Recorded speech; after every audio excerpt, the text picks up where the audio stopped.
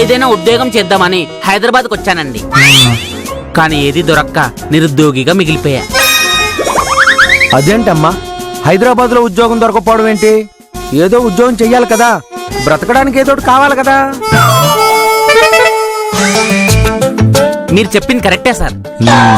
పని వెతుక్కుంటే 4 ఇళ్లలో పని దొరుకుతుంది. కానీ మనం ఏంటో తెలిసే పని చేయాలనేదే నా ప్రయత్నం అండి. నలుగురికి తెలియాలంటే సినిమా ఫీల్డ్లోకి రావాలని నేను ఫిక్స్ అయ్యాను సార్. మీరు నాకు దేవుళ్ళ కనిపించారు సార్. అందుకే మీకు ఫోన్ చేసి మిమ్మల్ని వెతుక్కుంటూ వచ్చేసాను సార్. సార్ మీరు కనుక నాకు ఒక్క ఛాన్స్ ఇస్తే నా టాలెంట్ ఏంటో నిరూపించుకుంటాను సార్. కాదనకండి సార్, ప్లీజ్ సార్, మీ కాలు పట్టుకుంటాను. చచ్చా, మా సార్కి అటువంటి నచ్చో. సార్ మీ పేరు శ్రీరంగం? పవన్ బాబు. ఆహా, అవును సార్, శ్రీరంగం పవన్ బాబు. అదేంటి సార్ అంత విచిత్రంగా ఉంది? చూడమ్మా గజిబిజి, ఇండస్ట్రీలో మనం పైకి రావాలంటే పేరులో గజిబిజి ఉండాలి. చేచే కాస్త వెరైటీ ఉండాలి. చేసే యాక్టింగ్ లో వెరైటీ ఉండాలి, బాడీ లాంగ్వేజ్ లో వెరైటీ ఉండాలి. టోటల్ గా ఏది చేసినా వెరైటీగా ఉండాలి. అప్పుడే మనం స్టార్ అవుతాం, సూపర్ స్టార్స్ అవుతాం. మనం ఎంత వెరైటీగా ఉంటే ఇండస్ట్రీలో అంత పైకి వస్తాం. అవునా సార్? చెప్పండి చెప్పండి, చాలా ఇంట్రెస్టింగ్ గా ఉంది. బేసిక్ గా నేను శ్రీశ్రీ గారి అభిమానిని, శ్రీశ్రీ గారి శిష్యుణ్ణి. ఆయన మీద అభిమానంతో శ్రీరంగం శ్రీనివాసరావు అనే పేరులో శ్రీరంగం మాత్రమే తీసుకున్నాను. ఓహో, మీ శ్రీశ్రీ గారి శిష్యులా అండి? శిష్యుడా అంటే ఏకలవ్యుడి శిష్యుడు అన్నమాట. అవునా సార్? మరి మిగతా వాళ్ళందరినీ ఎక్కడి నుంచి తెచ్చుకున్నారు సార్? తెచ్చుకోలేదు, ఇచ్చుకున్నాను. అంటే తమిళ హీరో జీవా నా దగ్గరకు వచ్చి పర్సనల్ గా రిక్వెస్ట్ చేసుకున్నాడు. తన తమిళ సినిమా తెలుగులో డబ్బు అవుతుందని, దానికి నా పేరు వాడుకుంటానని బ్రతులాడుకున్నాడు. తన సినిమాకి నా పేరు పెట్టుకుంటే ఫ్రీ పబ్లిసిటీ వస్తుందని, పైగా హిట్ కూడా కొడుతుందని నన్ను రిక్వెస్ట్ చేశాడు. సరే అలాగే పెట్టుకోపో అన్నాను. అలా నా పేరులో సగం ముక్క పెట్టుకొని సినిమా రిలీజ్ చేసి సూపర్ డూపర్ హిట్ కొట్టాడు. ఆ సినిమా పేరే రంగం. తోకలోది నీ పేరు పెట్టుకుంటే పబ్లిసిటీ అవుద్దా? సినిమా సూపర్ హిట్ అవుద్దా? నువ్వు నీ ఏదో బిల్డప్. ఒరే ఎదవా, వినేవాడుంటే హరిదాస్ కూడా ఇంగ్లీష్ లో చెప్తాడంట్రా. మన గురించి మనం ఎంత బిల్డప్ ఇచ్చుకుంటే అంత క్రేజ్ పెరుగుతుందిరా. ఆ టైటిల్ కి మీ పేర్లు ముక్క పెట్టుకున్నారా? ఎందుకో ఏమో తులి తిరిగను మనసే, పిచ్చి పరుగులు తీసే వెళ్ళి విరిసెను వయసే. ఎందుకో ఏమో గుండె తరువులు వేసే, కొంటె తలపులు తోచే పొంగి పొరలేను ఆసే. గజిబిజిగా గజిబిజిగా కనిపించే రూపం రేతో దరికనని దరికనని. నీ టాలెంట్ ని ఎగ్జైట్మెంట్ చూసాను. కూర్చో. నా పేరు పెట్టుకున్న తర్వాత ఆ సినిమా చాలా పెద్ద హిట్ అయింది, మంచి కలెక్షన్లు కూడా తెచ్చి పెట్టుకుంది. నిజంగా మీరు చాలా గ్రేట్ సార్, సూపర్ సార్. ఆ డైరెక్టర్ ఆనంద్, హీరో జీవా కూడా వచ్చి 100 days ఫంక్షన్ కి పిలిచారు. కానీ నేను వెళ్ళలేదు. ఎందుకు సార్? కింగ్ లాగా ఉండాలనుకోలేదు, కింగ్ మేకర్ లాగా ఉండాలనుకున్నాను. అందుకే అలాంటి ఫంక్షన్స్ కి వెళ్ళను. మీరు చాలా great sir, super sir. Srirangam పేరు తర్వాత పవన్. నాకు తెలుసు, చెప్పాలా? మీరు పవన్ కళ్యాణ్ గారికి వీరాభిమాని అయి ఉంటారు, అందుకే ఆ పేరు పెట్టుకొని ఉంటారు. నార్మల్. సారీ, తిట్టినందుకు ఏమనుకోద్దే. పర్లేదు, చెప్పండి సార్. పవన్ కళ్యాణ్ నేను క్లోజ్ ఫ్రెండ్స్. అప్పటికింకా పవన్ హీరో అవలేదు. ఒకరోజు కృష్ణానగర్ లో మంచి ఒక ఇరానీ హోటల్కి మేము ఇద్దరం వెళ్ళి ఒక ఇరానీ చాయ్ తాగుతున్నాం. అతను కూర్చున్న స్టైలు, ఆయన టీ తాగే విధానం చూసి నాకెందుకు బాగా నచ్చాయి. అది చూసి నేను పవన్ తో, పవన్ నీకు హీరో అయ్యే లక్షణాలు పుష్కలంగా ఉన్నాయని చెప్పాను. కానీ పవన్ కళ్యాణ్ పట్టించుకోలేదు. నేను హీరో అని తేలిగ్గా తీసి పారేశాడు. హీరో అంటే అన్నీలాగే ఉండాలని ఇంకెవ్వరు కాదన్నాడు. కానీ నేను దానికి ఒప్పుకోలేదు. నువ్వు గనక హీరో అయితే మెగాస్టార్ లా పెద్ద పవర్ స్టార్ అవుతావని చెప్పాను. అయినా సరే అతను ఒప్పుకోలేదు. ఆ తర్వాత ఆయన పెద్ద హీరో అయ్యాడు. అతని మొదటి పేరు కళ్యాణ్ బాబు.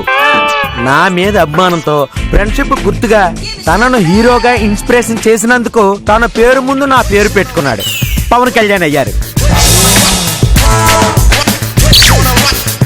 ఆ తరువాత సూపర్ డూపర్ హిట్లు ఇచ్చి పవర్ స్టార్ పవన్ కళ్యాణ్ అయ్యారు. అంటే పవన్ కళ్యాణ్ ఎస్, తన పేరుకు నా పేరు జత చేసుకున్నారు, హీరో అయ్యారు. అలాగే నా ఫ్యాన్స్ ని తన ఫ్యాన్స్ చేసుకున్నారు. నా ఫ్యాన్ ఫాలోయింగ్ తన ఫ్యాన్ ఫాలోయింగ్ అయింది. ఒరే దరిద్రుడా, కళ్యాణ్ బాబుకు తెలిసిందంటే గన్ తీసుకొచ్చి కాల్చి పడేస్తాడు రా దరిద్రుడా. కనీసం ఆయన ఫ్యాన్స్ కి తెలిస్తే చాలు వచ్చి ఉతికారేస్తారు. ఒరే దరిద్రులారా, ఏమాత్రం బిల్డప్ ఇవ్వకపోతే అవతల వాళ్ళు పడరు. మనకి ఈ నెల ఫుడ్ ఉండదు. నోరు మూసుకున్నాను ఫాలో అవ్వండిరా. కరెక్టే సార్. పవన్ కళ్యాణ్ లాంటి వ్యక్తిని మీరు ఇన్స్పైర్ చేసి ఇండస్ట్రీకి తీసుకొచ్చారంటే మీరు చాలా చాలా గ్రేట్ సార్. మీరు దేవుళ్ళు సార్. ఒక్కసారి మీ కాళ్ళ మీద పడాల్సిందే.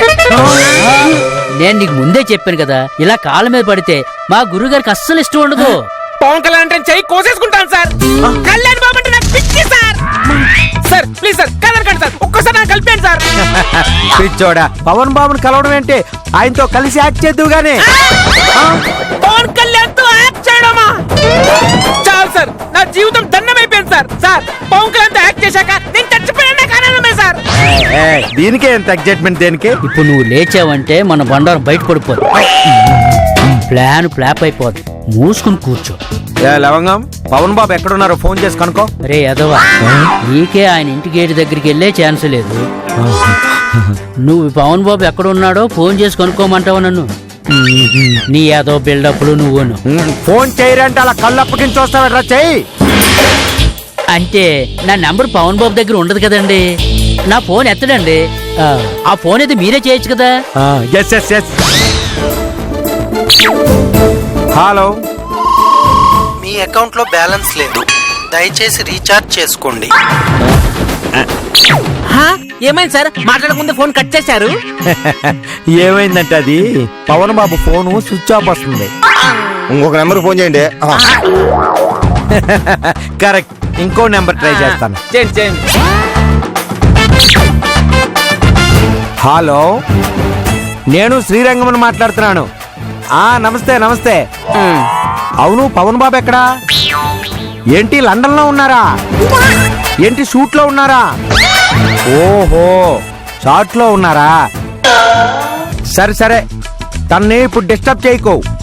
షూటింగ్ జరిగేటప్పుడు చాలా డెడికేటెడ్ గా ఉంటారు పవన్ బాబు. అవును.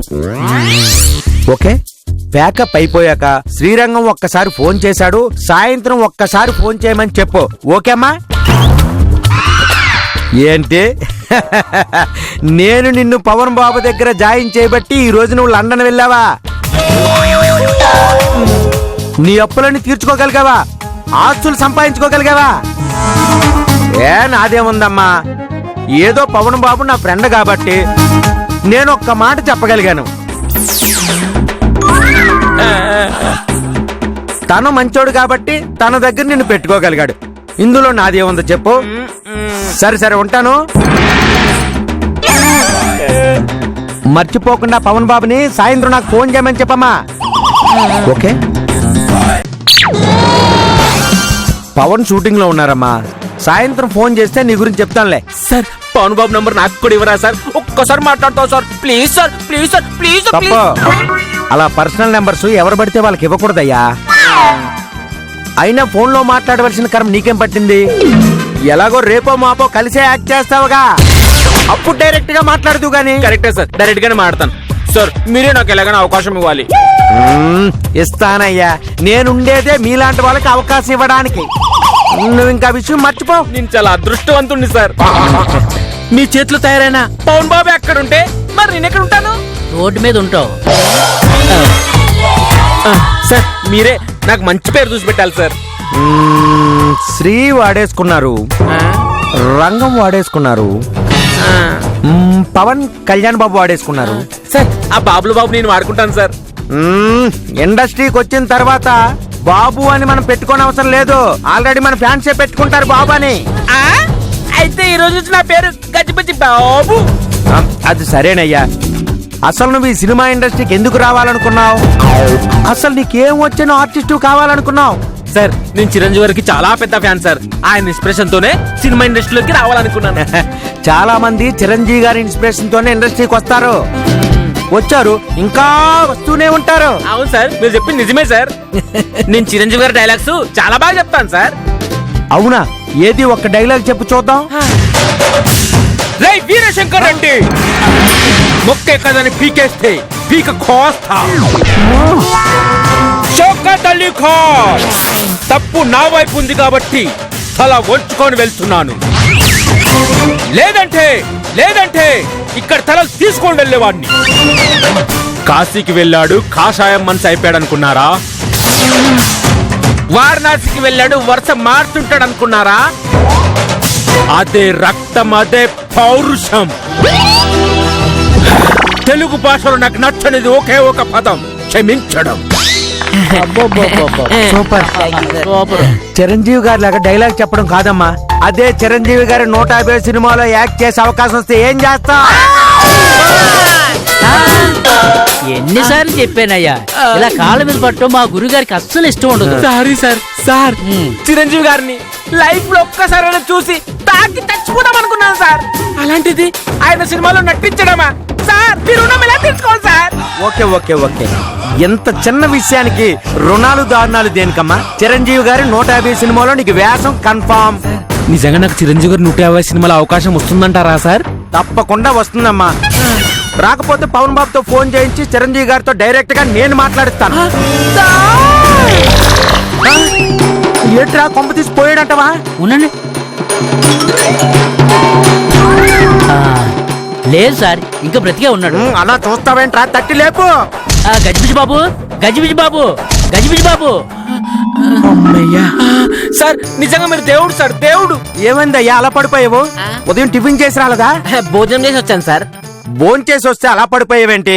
అంటే అది చిరంజీవి గారు 150 సినిమాలో నటించే అవకాశం ఇప్పిస్తున్నారు కదా సార్. అది విని తట్టుకోలేకపోయాను సార్.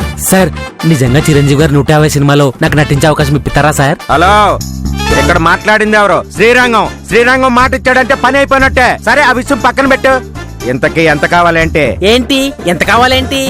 అదేనయ్యా, రేపు నువ్వు సినిమాలో హీరోగా నటించినందుకు రెమ్యునరేషన్ ఎంత కావాలి అంటే? నాకు రెమ్యునరేషనా?